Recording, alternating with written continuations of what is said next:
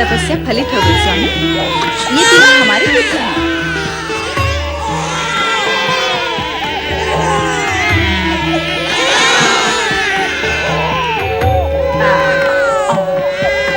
ऋषिवर अत्रि,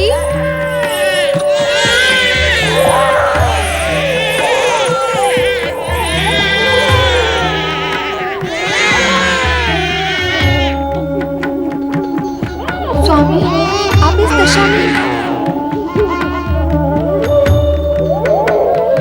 ये क्या हो गया? संपूर्ण जगत को पालने वाला स्वयं पानी में।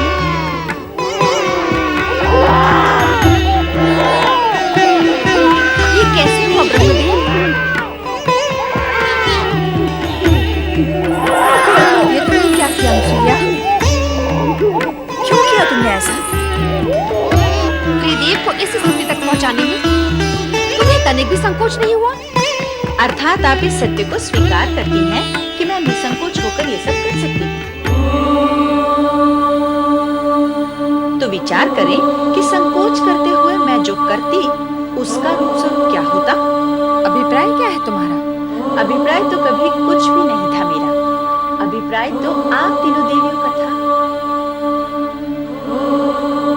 जिसे लेकर आपके पतिगण मेरी परीक्षा लेने आए थे।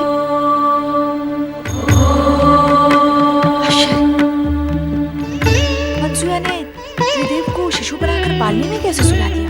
उससे भी बड़ा आश्चर्य तो ये है कि त्रिदेव शिशु बन कैसे गए? वे स्वयं शिशु बनना चाहते थे। ऐसी ही उनकी मांग थी। मैंने तो मात्र उनकी मांग को उनकी आज्ञा समझकर पूर्ण किया है। अनुसुईया, जगत में आज तक कभी ऐसा हुआ नहीं और न ही भविष्य में ऐसा होना संभव होगा कि त्रिदेव को कोई नारी अपने सतीत्व के बल पर शिशु बनाकर पालने में सुला दे। हाँ अनुसुईया, हम तुम्हारी पतिभक्ति और सतीत्व की श्रेष्ठता को स्वीकार करती हैं। अब प्रत्यक्ष को प्रमाण की आवश्यकता भी क्या है? हम तुम्हारे सतीत्व की श्रेष्ठता को और महानता को प्रणाम करती हैं। अब हमें हमारे पति लौटा दो। आज हमसे अधिक सौभाग्यशाली इस जगत में कौन होगा स्वामी, जिनकी कुटिया में 3 महादेवियां एक साथ पधारी हैं। केवल 3 महादेवियां? इस पालने में सोए हुए त्रिदेव को क्यों भूल गई देवी अनुसुईया?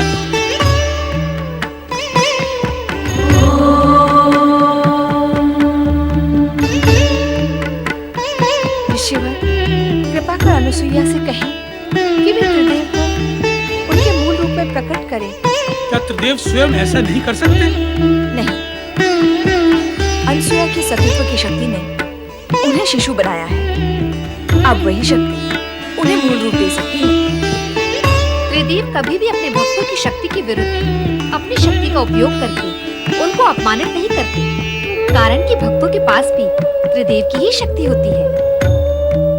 यदि त्रिदेव को अपनी शक्ति का प्रयोग करना ही होता तो वे शिशु बनते ही क्यों? अनुसुईया के सतीत्व की श्रेष्ठता का सम्मान का ध्यान रखकर अब वे अपने मूल रूप में स्वयं नहीं आएंगे। जब उन्होंने अनुसुईया के सतीत्व की श्रेष्ठता को स्वीकार किया है तो उनकी इच्छा का अवश्य सम्मान करेंगे। अतः ऋषि, आप ही अनुसुईया से कहें कि वे त्रिदेव को अपने मूल रूप में प्रकट करें। ब्रह्मा, विष्णु, महेश ने तुम्हारी मनोकामना पूर्ण की देवी। यदि तुम इन्हें शिशु बनाकर रखोगी तो संपूर्ण जगत की व्यवस्था और स्थिति अस्त व्यस्त हो जाएगी। त्रिदेव को उनका मूल रूप प्रदान करो देवी अनुसुईया।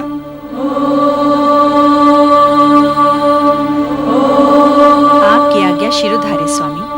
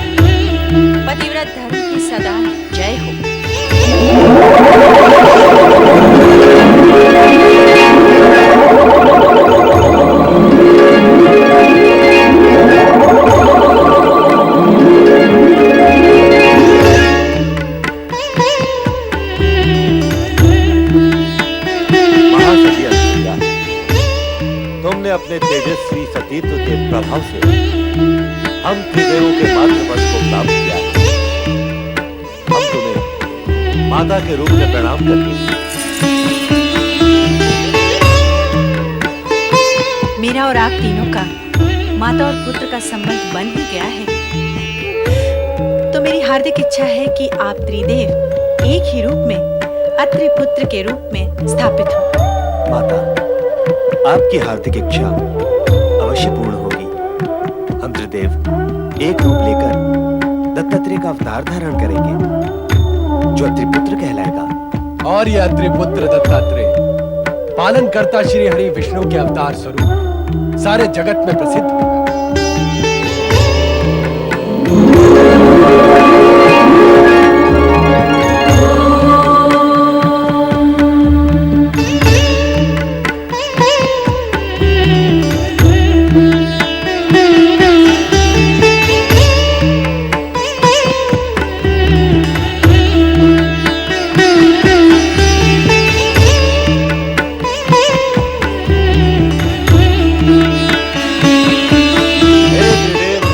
दत्तात्रेय, आप हम त्रिदेवों की सम्मिलित शक्ति के धारक होते हुए सौम्य, शालीन, परोपकारी एवं शांत प्रकृति के हैं। और भगवान दत्तात्रेय एवं विष्णु अवतार के रूप में आपकी कीर्ति दिग दिगंत तक व्याप्त रहेगी। हे अत्रि अनुसुईया पुत्र, आप संसार में भक्ति, ज्ञान, वैराग्य और सद्भावना का प्रकाश प्रकाशित करेंगे। हे संत वेशधारी दत्तात्रेय, आप जगत में अवधूत के वैराग्य प्रदर्शक नाम से प्रसिद्ध हैं। जो भक्त सच्चे मन से आपकी पूजा आराधना व नाम स्मरण करेगा, वो हम तीनों को प्राप्त होगा। साथ ही वो त्रिदेवों की कृपा का अधिकारी। हे श्री हरि विष्णु अवतार दत्तात्रेय, जो भी भक्त आपका नाम स्मरण करेगा, वो सदा धन, वैभव और संपन्नता से पूर्ण रहेगा। इतना ही नहीं, आपकी भक्ति करने वाले भक्त का ज्ञान चमत्कार पूर्ण होगा। ज्ञान व विद्या में वो सदा अग्रणी रहेगा। जगत में भक्ति और वैराग्य की धारा आपके नाम से ही प्रवाहित होने लगेगी। त्रिदेव और त्रिदेवियों ने अपनी कृपा का जो प्रसाद दत्तात्रेय को प्रदान किया है, वो अभूतपूर्व है। जगत में ऐसी उपलब्धियां सरलता से प्राप्त नहीं होती। तीनों लोकों की संपदा से अधिक प्राप्त किया है दत्तात्रेय ने। त्रिदेव और त्रिदेवियों ने शेष कुछ भी नहीं छोड़ा। जगत में जो श्रेष्ठ है, वो सब प्रदान किया है दत्तात्रेय को। तुम धन्य हो दत्तात्रेय। प्रणाम माता, प्रणाम पिता श्रेष्ठ। मैं दत्तात्रेय इस जगत को धर्म का संदेश सुनाकर प्राणियों को कल्याण मार्ग के लिए प्रेरित करूंगा।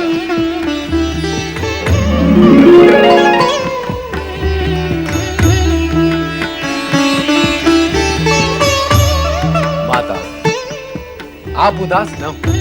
हमने ही स्वप्न में आकर आपको पुत्र प्राप्ति के लिए तपस्या का उपाय सुझाया था। इसलिए हम अपने अंश से आपको ऐसा रुद्रावतारी पुत्र प्रदान करेंगे जो सदा आपकी सेवा में रहेगा। रुद्रावतारी शिवांशी प्रकट हो।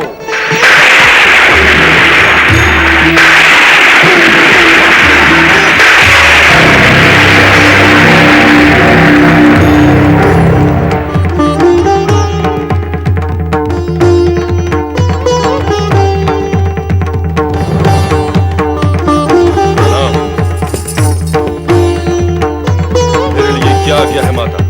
पुत्र, सदा मेरे साथ रहो और प्राणियों के कल्याण कार्य में सदा मेरी सहायता करो। अवश्य माता, मैं आपकी आज्ञा का पालन करूंगा, पर साथ ही साथ कुछ दुष्कर्मियों को दंड भी अवश्य दूंगा माता, जो नीति, नियम और धर्म का पालन नहीं करेंगे और हमारे सम्मान को ठेस पहुंचाएंगे।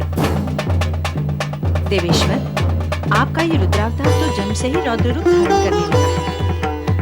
इसे कहिए कि अपने क्रोध पर अंकुश रखें। रुद्रावतारी शिवांशी, यदि तुमने अपने क्रोध पर संयम नहीं रखा, तो जनसाधारण तुम्हें शिवांशी न कहकर दुर्वासा के नाम से पुकारेगा। जनसाधारण मुझे क्या पुकारेंगे इसकी मुझे तनिक भी चिंता नहीं है प्रभु। मैं तो मात्र इतना चाहता हूं कि वे दुष्कर्मी मुझसे भयभीत हो, ताकि वे पाप कर्मों से बचे रहें। स्वामी, आपने स्वयं मुझसे कहा था कि आप ऐसे रुद्रावतार को प्रकट करना चाहते हैं जिसके भय से लोग अनाचार तथा अत्याचार करने से बचे रहें। अब शिवांश को अत्रि अनुसुईया के पुत्र के रूप में प्रकट करके वह कथन सत्य कर दिखाया। पुत्र, तुम्हें देखकर ऐसा प्रतीत होता है कि अपने स्वभाव के कारण तुम दुर्वासा के नाम से ही प्रसिद्ध होगे। आपके वचन सत्य सिद्ध होंगे माता पार्वती। अब मुझे आज्ञा दे, मैं देहाग्नि से तप रहा हूं, शीघ्र स्नान करके शांत होना चाहता हूं।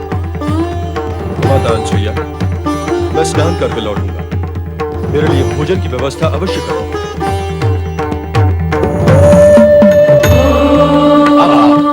हमें आज्ञा दीजिए। आहा हा हा हा, आनंदपूर्ण, अद्भुत, सौभाग्यपूर्ण। मेरे तीनों आराध्य महादेवता और महादेवियां एक साथ गमन कर रहे हैं, फिर मुझे दर्शन क्यों नहीं देते? ऐसा सौभाग्यपूर्ण सुअवसर मुझे कब मिलेगा? कृपा निधान, मुझे दर्शन दें, मुझे दर्शन दें।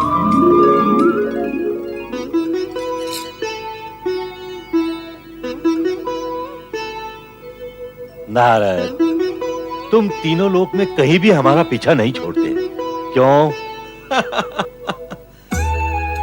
पुत्र अथवा भक्त से उसके पिता अथवा आराध्य का कभी पीछा छूटा है?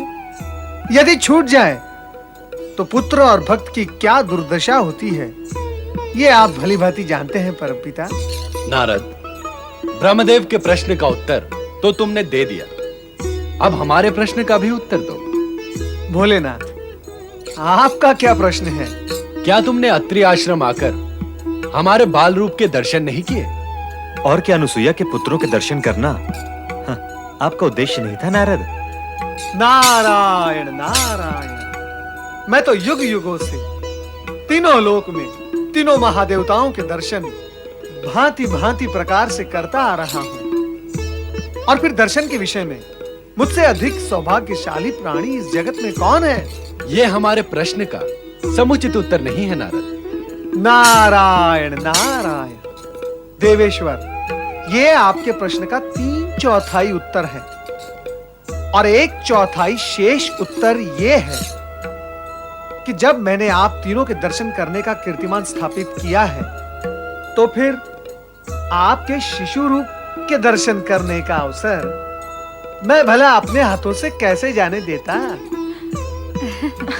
तो क्या तुमने तीनों देवियों को हमारे शिशु रूप के विषय में सूचित किया है? कैसे करता परमपिता? देवी अनुसुईया और आपके क्रियाकलाप और आपकी मांग के बीच यदि मैं आता तो मेरी क्या गति होती?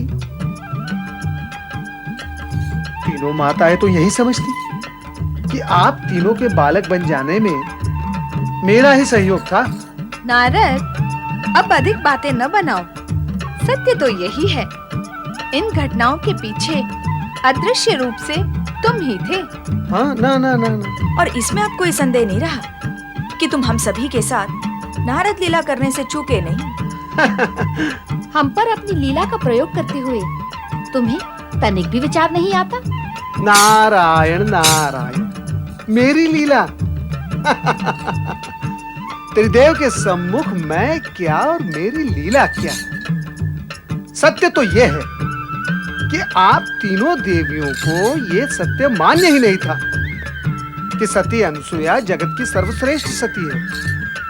यही सत्य आप तीनों को मनवाने के लिए परीक्षा के बहाने त्रिदेव ने अपनी लीला का प्रसार किया, और दोष व्यर्थ ही में मेरे सिर पर मढ़ा जा रहा है।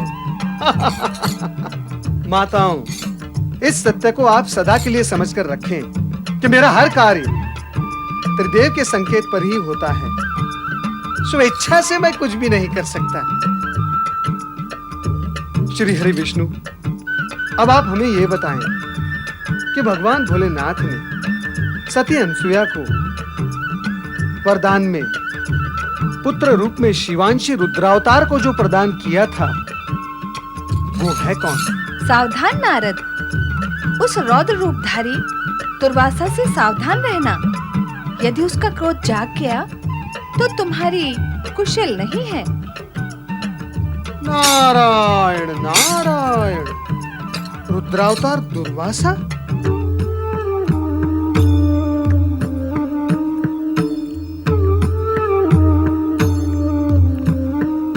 धीरे धीरे खाओ पुत्र, ऐसी शीघ्रता से भोजन करना स्वास्थ्य के लिए हानिकारक होता है।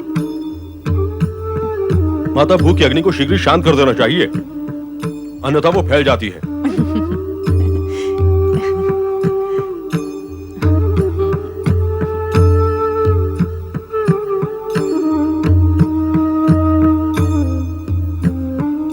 माता, यह तो मुझे ज्ञात है कि आपने मुझे भगवान शिव की आराधना तथा तपस्या से प्राप्त किया है, किंतु मैं ये जानना चाहता हूँ कि आपको तपस्या में कोई कष्ट तो नहीं हुआ?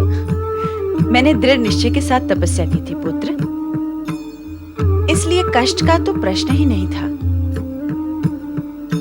हाँ, उस समय एक बाधा अवश्य आई थी। बाधा? कैसी बाधा माता? स्वर्ग के अधिपति देवराज इंद्र ने मेरी तपस्या में बाधा पहुंचाने की चेष्टा की थी। उसने मुझे स्पर्श करने का प्रयत्न किया था।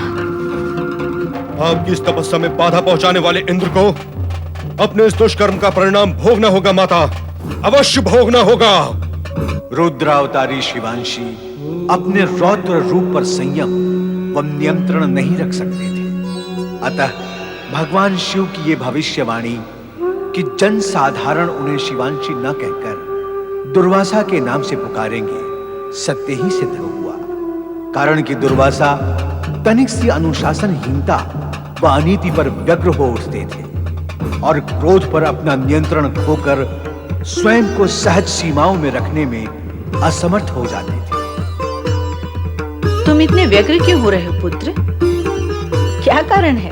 माता, इस आश्रम की सीमाओं ने मुझे बांध दिया है। लगता है कि बंधन मेरे स्वभाव को स्वीकार नहीं है माता। यही कारण है कि मैं इतना व्यग्र और व्याकुल हो रहा हूं।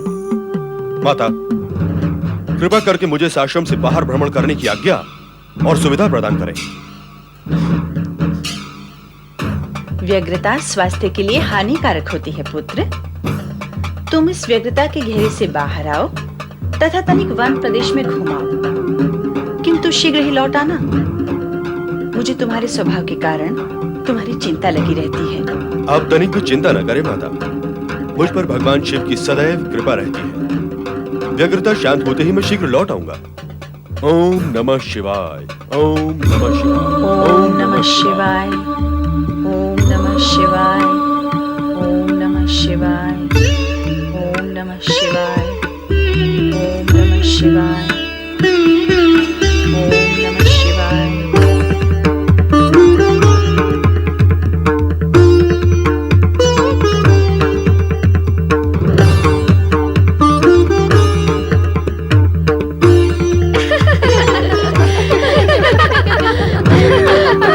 मुझे लगता है ये ऋषि मुनि भगवान शिव के लिए फूल ले जा रहे हैं। तो तुझे क्या लगता है ये फूल तेरे लिए चुन रहे हैं? संभवतः इसी के लिए चुन रहे होंगे। चल के पूछ लेने में आपत्ति क्या है? पाए लागे महाराज, क्या ये फूल आप भगवान के लिए चुन रहे हैं? तो फूल क्या भक्तों के लिए चुने जाते हैं? फूल तो भगवान के लिए ही चुने जाते हैं ना। क्या भगवान फूलों से प्रसन्न होते हैं? हाँ हाँ, होते हैं प्रसन्न। जिन फूलों से भगवान प्रसन्न होते हैं, उन फूलों को चुनते हुए आप क्रोध में आए हैं। तो क्या आप भी भगवान प्रसन्न होंगे? वो भी आपकी भांति आप पर क्रोधित नहीं होंगे इन फूलों को देखकर?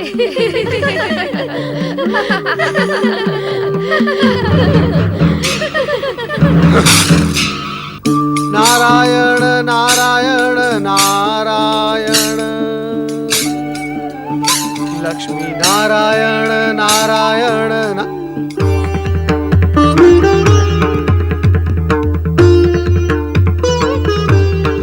नारायण नारायण।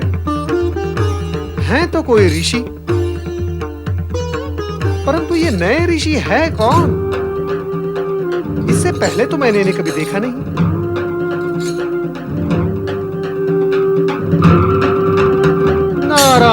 नारायण। कहीं यही तो रुद्रावतार ऋषि दुर्वासा नहीं? माता पार्वती ने मुझसे कहा था कि ये अत्यंत क्रोधी स्वभाव के ऋषि हैं। इनसे सावधान रहना नारद। नारायण नारायण नारायण नारायण। नारद का प्रणाम स्वीकार करें ऋषिवर। प्रणाम। नारद का प्रणाम स्वीकार करें ऋषिवर और अपना समुचित परिचय भी दें। मेरी माता का नाम सती अनसुईया है और पिता का नाम। आपके पिताश्री का नाम अत्रि ऋषि है और यदि मेरा अनुमान सही है तो आप ही रुद्रावतार ऋषि दुर्वासा हैं। यदि जानते हो तो फिर पूछते क्यों हो? क्यों बार बार मेरा मार्ग अवरुद्ध करते हो? और यदि पूछते ही हो तो संपूर्ण बात सुने बिना बीच में क्यों बोलते हो? ऐसे व्यवहार के पीछे तुम्हारा प्रयोजन क्या है? मेरा प्रयोजन है आपके स्वभाव की उग्रता को विनम्रता में बदलने का। किसने कहा कि मेरा स्वभाव उग्र है? माता पार्वती ने। इसीलिए तो मैं आपकी सेवा में उपस्थित हुआ हूँ। क्या आप माता पार्वती का कोई संदेश लेकर आए हैं?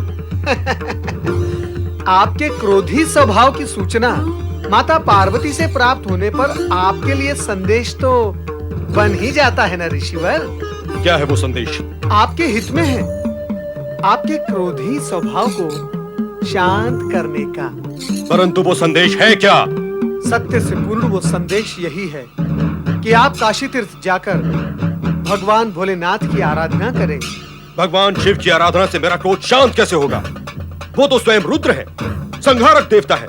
क्रोध के आवेश में उन्होंने अपना तीसरा नेत्र खोलकर कामदेव को भस्म कर दिया था। क्या तुम ये सब नहीं जानते? जानता हूँ, भली भांति जानता हूँ, किंतु संभवतः आप इस सत्य को नहीं जानते कि काशी का दूसरा नाम आनंद कानन है। काशी है भगवान भोलेनाथ का सबसे प्रिय क्षेत्र। भगवान भोलेनाथ काशी में सदा आनंद स्वरूप में रहते हैं तथा अपने भक्त जन को शांत करके आनंदित करते हैं। आप स्वयं वहां जाकर इस सत्य का अनुभव करें। किंतु गंगा तट पर बसी काशी तो अत्यंत विस्तार में है। मुझे ऐसा एकांत स्थान बताओ जहां मैं बिना किसी बाधा के शिव का ध्यान करते हुए तपस्या कर सकूं। गंगा नदी के पूर्व दिशा प्रवाह के उत्तर की ओर एक एकांत सरोवर है जिसका नाम कामकुंड है। स्वयं भगवान भोलेनाथ ने यह कहा है कि कामकुंड के समीप शिवलिंग की स्थापना कर उसकी अखंड आराधना करने से मनुष्य की सभी कामनाएं पूर्ण होती है। आप कामकुंड के समीप दुर्वेश्वर शिवलिंग की स्थापना कर उसके सम्मुख बैठकर भगवान भोलेनाथ के ध्यान में मग्न हो जाएं। फिर आप देखें कि भगवान भोलेनाथ क्या चमत्कार दिखाते हैं। प्रणाम ऋषिवर। आनंद कानन, काशी नगरी।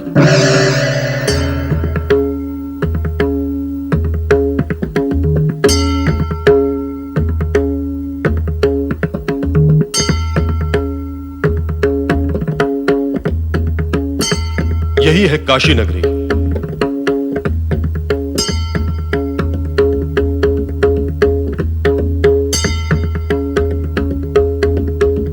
वो रहा कामकुंड।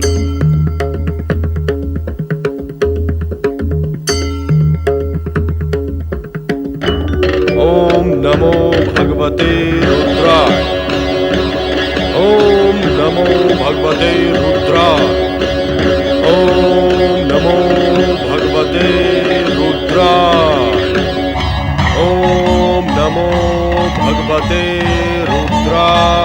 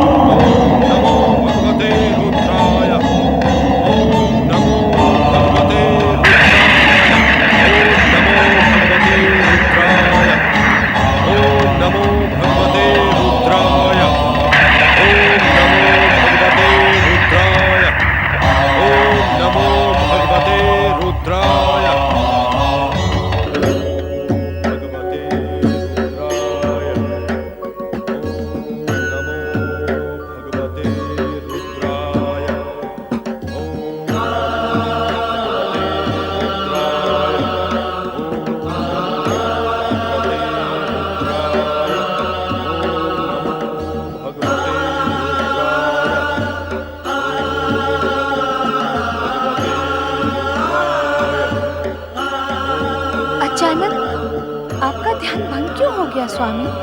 रुद्रावतार दुर्वासा के जप के प्रभाव से ऐसा हुआ है देवी। नारद ने दुर्वासा का क्रोध शांत करने के लिए उन्हें हमारी आराधना का परामर्श दिया था।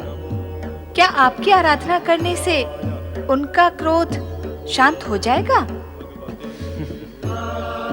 आप मुस्कुराकर मौन क्यों हो गए स्वामी? हमें तुम्हारे भोलेपन पर विचार आ गया। इतना ज्ञान तो तुम्हें भी है कि क्रोध और आराधना दोनों कभी एक स्थान पर आमने सामने नहीं होते। दुर्वासा अपने क्रोधी स्वभाव को शांत करने के लिए आराधना कर रहे हैं, परंतु उनका क्रोधी स्वभाव आराधना से शांत होता है अथवा नहीं, यह जानने के लिए तो प्रतीक्षा करनी होगी। साथ ही हमें उनके धैर्य की परीक्षा भी लेनी होगी। नमो भगवते रुद्राय।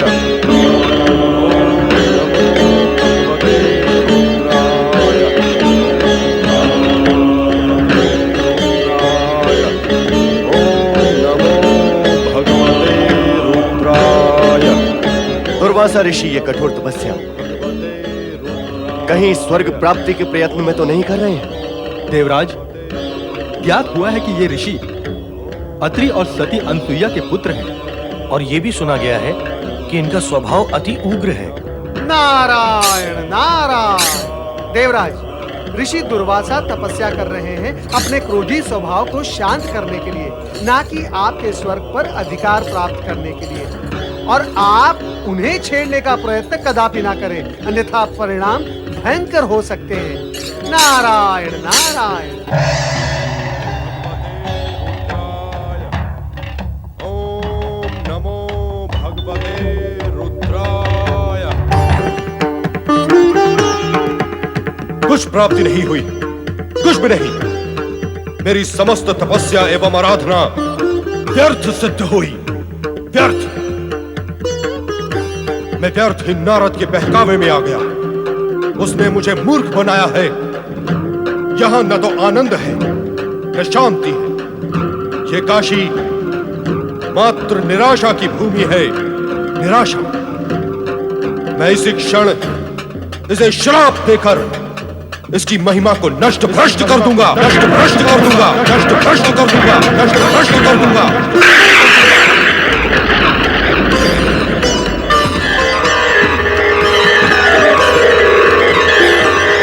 रहस्येश्वर शिवलिंग। रुद्रावतार दुर्वासा, काशी को शापित करने की शक्ति किसी में नहीं है। आनंद नगरी काशी को कोई भी शाप छू नहीं सकता, प्रलय भी इसे डुबो नहीं सकता। अतः तुम अपने क्रोध को शांत कर हमारे साथ काशी में रहने का आनंद बनाओ। मुझे क्षमा करें शिव शंकर। आप ही के रुद्र अंश से उत्पन्न मैं अपने क्रोध को वश में नहीं रख सकता और सदा श्राप देने के लिए उद्यत हो जाता हूं भगवान। दुर्वासा, तुम्हारा नाम शाप से ही सुशोभित होता है, परंतु शाप तभी दो जब कोई प्राणी विपरीत आचरण करे अथवा सत्य असत्य के विवेक को भूल जाए। तो अब मेरी तपस्या सफल हुई ना भगवान? हमारे प्रकट होने का यही अर्थ है।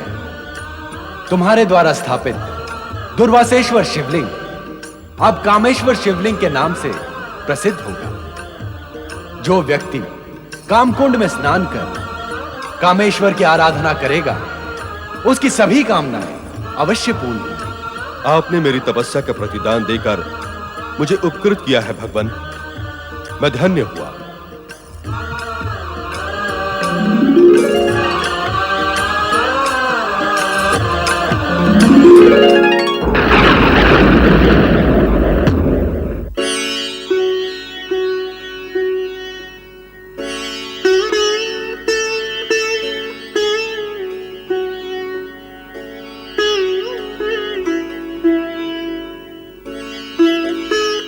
क्या बात है देवी, तुम उदास क्यों हो?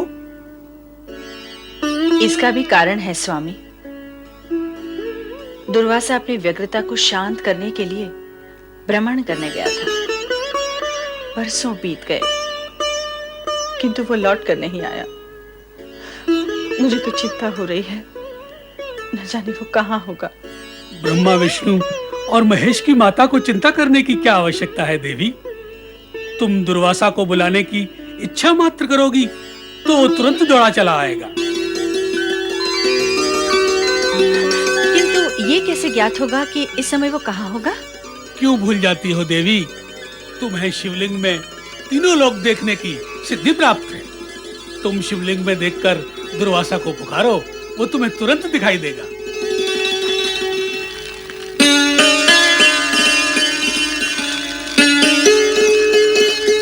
ओम नमः शिवाय, ओम नमः शिवाय।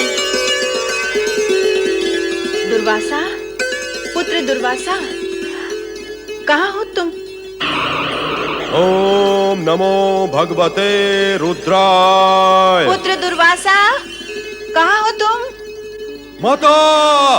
तुम शीघ्र आश्रम लौट आओ पुत्र, मैं तुम्हें देखने के लिए व्याकुल हूँ। माता की आज्ञा शिरोधार्य, मैं स्वयं आप लोगों से मिलने के लिए व्याकुल हूँ। माता!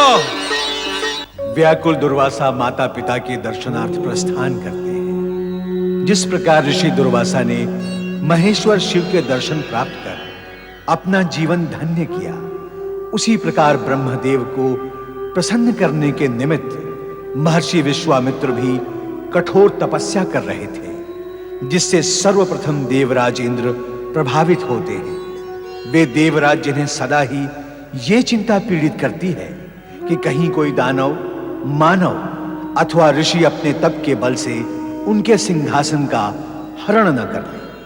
स्वर्ग की अप्सरा मेनका के साथ आकाश भ्रमण करते हुए विश्वामित्र को तपस्यारत देखकर वे विचलित हो उठे।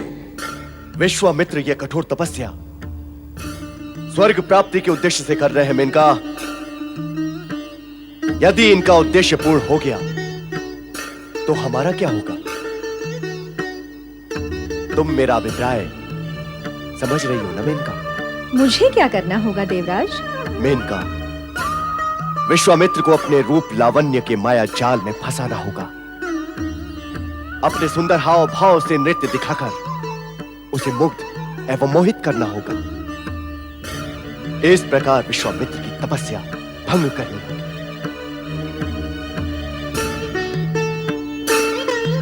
आप निश्चिंत रहे देवराज, मुझे अपने सन्मुख और समीप पाकर विश्वामित्र अधिक समय तक तपस्या नहीं कर पाएंगे।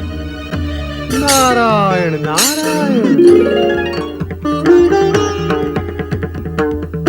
प्रणाम रुद्रावतार महर्षि दुर्वासा, प्रणाम। आपकी कठोर तपस्या को कोटि कोटि प्रणाम और आपकी भक्ति और निष्ठा को अनेक अनेक प्रणाम। मैंने आपका प्रणाम स्वीकार किया, अब मुझे जाने दे। मुझे माता ने पुकारा है। अवश्य अवश्य, माता की पुकार सुनने पर जगत के सभी कार्य त्याग कर पुत्र को जाना ही चाहिए। किंतु महर्षि, मैं आपके और आपकी माता के मध्य बाधा नहीं बनना चाहता। महर्षि, आप मेरी बात सुने महर्षि। तो अब आपका अभिप्राय क्या है? मात्र देवराज इंद्र के षड्यंत्र की सूचना देना, इसी अभिप्राय से मैं यहाँ उपस्थित हुआ हूँ। षड्यंत्र? कैसा षड्यंत्र? जिस इंद्र ने आपकी माता और आपके साथ दुर्व्यवहार किया, उसी इंद्र के विषय में और उसके षड्यंत्र के विषय में आपको सूचित करना, ये मैं अपना कर्तव्य समझता हूँ। किंतु इंद्र ने किसके साथ षड्यंत्र किया है? राजश्री विश्वामित्र के साथ, जो ब्रह्मर्षि बनने के लिए आप ही के समान कठोर तपस्या कर रहे हैं। किंतु देवराज इंद्र ने उनकी तपस्या खंडित करने के लिए स्वर्ग की अप्सरा मेनका को वहां भेजा है। एक तपस्वी को दुष्ट इंद्र के षड्यंत्र से सावधान करना हमारा कर्तव्य है। हम इसी क्षण वहां जाएंगे। नारायण नारायण।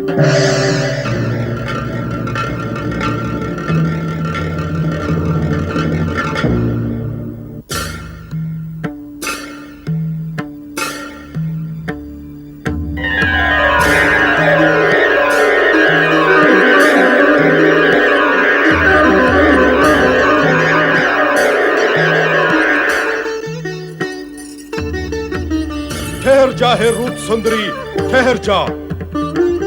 षड्यंत्रकारी इंद्र का षड्यंत्र हम कभी भी सफल नहीं होने देंगे। अप्सरा मेनका, एक तपस्वी की तपस्या खंडित करना महापाप है। ऋषिवर, सर्वप्रथम आप मेरा प्रणाम स्वीकार करें। तत्पश्चात मैं आपसे विनती करूंगी कि आप क्रोध ना करें। क्रोध न करूं? क्यों न करूं क्रोध? तुम अकारण महापाप करो और मैं कारण होने पर क्रोध भी न करूं। क्यों न करूं क्रोध? ऋषिवर, शांत हो जाइए। मेनका, इस दिव्य और शांत वातावरण को अशांत करने तुम आई हो और मुझे शांत रखना चाहती हो। ऋषिवर, मैं स्वेच्छा से नहीं आई हूँ, भेजी गई हूँ। मैं तो अपने स्वामी देवराज इंद्र के आदेश का पालन कर रही हूँ। अनर्थकारी है उसका आदेश और विनाशकारी है तुम्हारा उसे पालन करना। मेनका, अब हम तुम्हें आदेश देते हैं कि तुम इसी क्षण स्वर्ग लौट जाओ, अन्यथा हमारे क्रोध से उत्पन्न श्राप और श्राप से उत्पन्न कष्ट तुम्हें भोगना पड़ेगा। ऋषिवर, आपके शाप से भयभीत होकर मैं अपने स्वामी देवराज इंद्र के आदेश की अवहेलना नहीं कर सकती। मैं अपना कर्तव्य पूर्ण किए बिना यहाँ से नहीं जाऊंगी। मेनका, तुम्हें अपनी दुर्दशा की चिंता नहीं, इंद्र के आदेश की चिंता अधिक है। स्वाभाविक है ऋषिवर, वे हमारे स्वामी जो है। तो क्या स्वामी का आदेश मानकर तू तपस्वियों की तपस्या को भंग करेगी? किसका क्या रंग होता है, क्या भंग होता है, ये सोचना मेरा कार्य नहीं है ऋषिवर। मुझे केवल अपने स्वामी देवराज की इच्छा पूर्ण करनी है। मेनका, अपने स्वामी इंद्र की ही भांति तू भी बाहर से नख से लेकर शिख तक सुंदर और आकर्षक तो है, किंतु भीतर से तुम दोनों ही पाप के भंडार हो। तू एक स्त्री है मेनका, इसलिए हम तुझे भस्म तो नहीं करेंगे, किंतु हम तुझे श्राप देते हैं कि जिस विश्वामित्र को तू भ्रष्ट करने का प्रयत्न कर रही है, उसी के कारण तू स्वर्ग से भ्रष्ट होकर एक मानवी का जीवन व्यतीत करेगी। तू तेरी संतान भी हमारे श्राप की छाया से मुक्त नहीं हो पाएगी मेनका। इंद्र के षड्यंत्र में सम्मिलित होने का परिणाम तुझे बार बार भुगतना पड़ेगा, बार बार भुगतना पड़ेगा।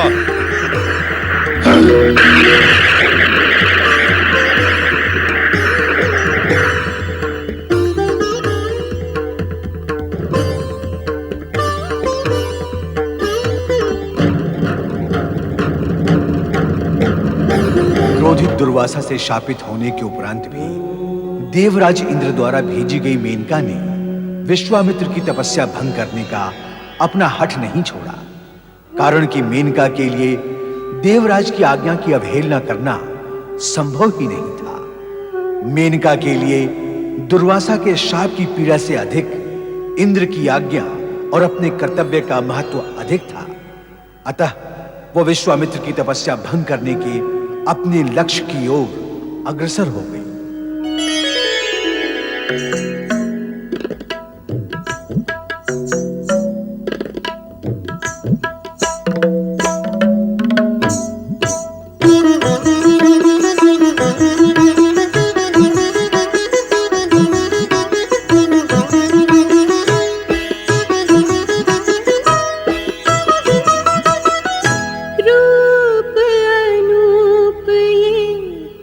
केशों में बदरा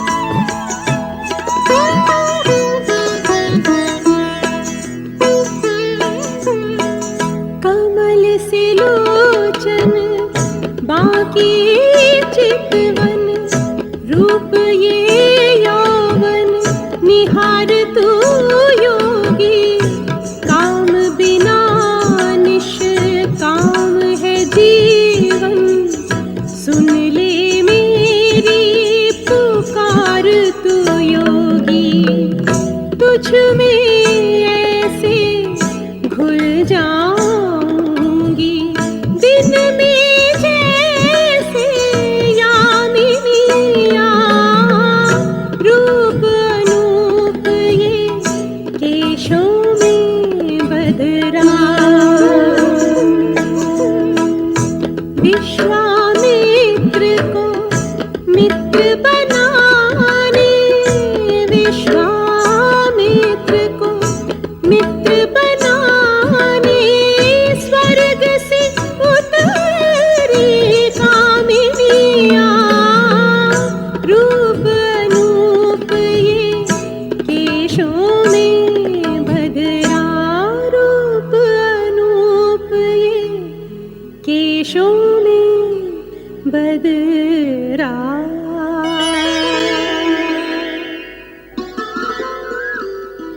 मनमोहक मेनका, अब तुम्हें मेरी जीवन संगिनी बनकर रहना होगा। अब मैं तुम्हें लौटकर स्वर्ग नहीं जाने दूंगा।